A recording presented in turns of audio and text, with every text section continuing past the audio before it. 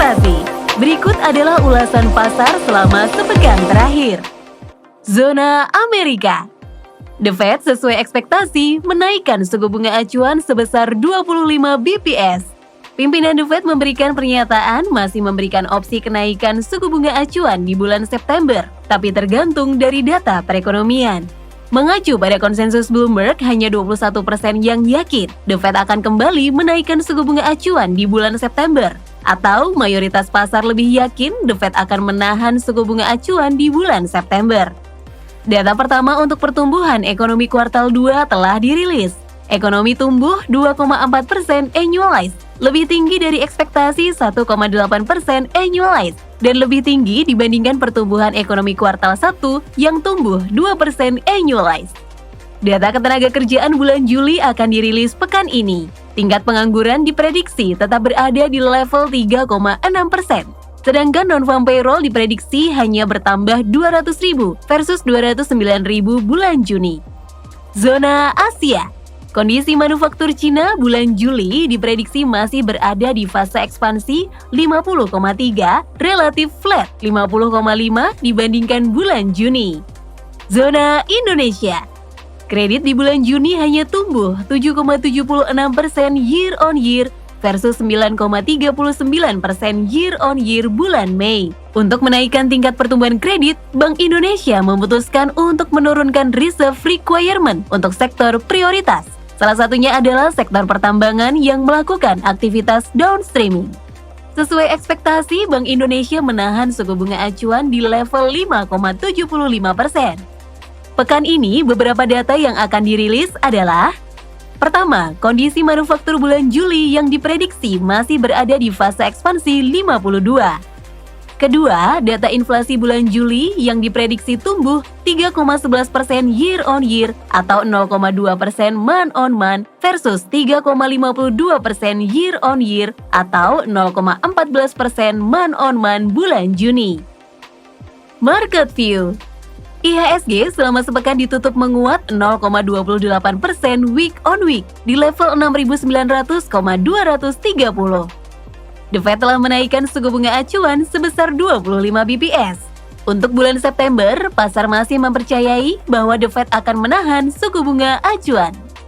Kondisi kebijakan moneter yang tidak akan terlalu ketat di masa mendatang seharusnya memberikan efek positif bagi pasar ekonomi global termasuk IHSG.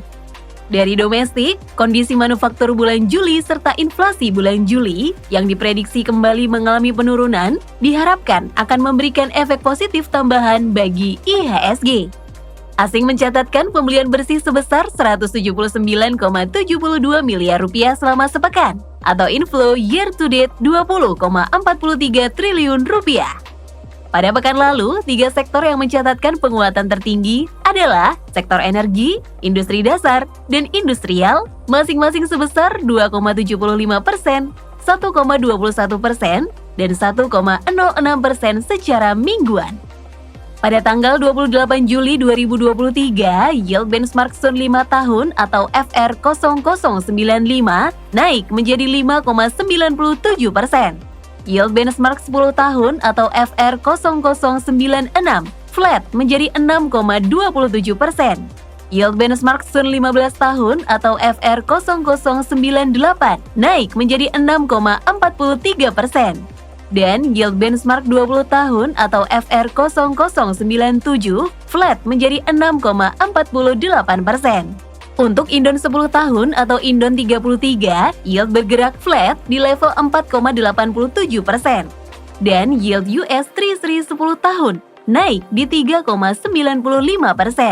Dibandingkan dengan posisi per 21 Juli 2023, yaitu 4,81% dan 3,84%.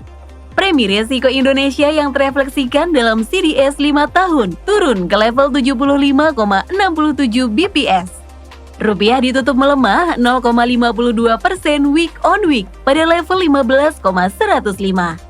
Kepemilikan asing pada pasar Sun per tanggal 26 Juli 2023 tercatat sebesar 856,59 triliun rupiah atau sebesar 15,62% dari total outstandingnya.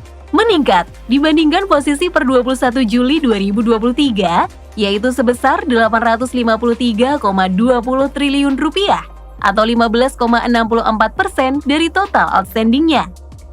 Amerika Serikat akan memasuki fase disinflasi, sehingga diharapkan tidak akan terlalu agresif dalam menaikkan suku bunga acuan.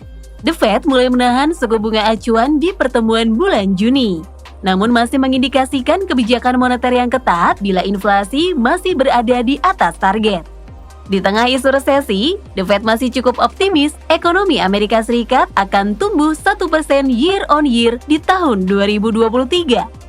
Indonesia juga akan mengalami penurunan inflasi di tahun 2023, atau inflasi akan lebih terkendali, sehingga Bank Indonesia tidak akan menaikkan suku bunga acuan. Pasar obligasi akan bereaksi positif terlebih dahulu akibat perbaikan kondisi makroekonomi yang akan diikuti positifnya kinerja di IHSG.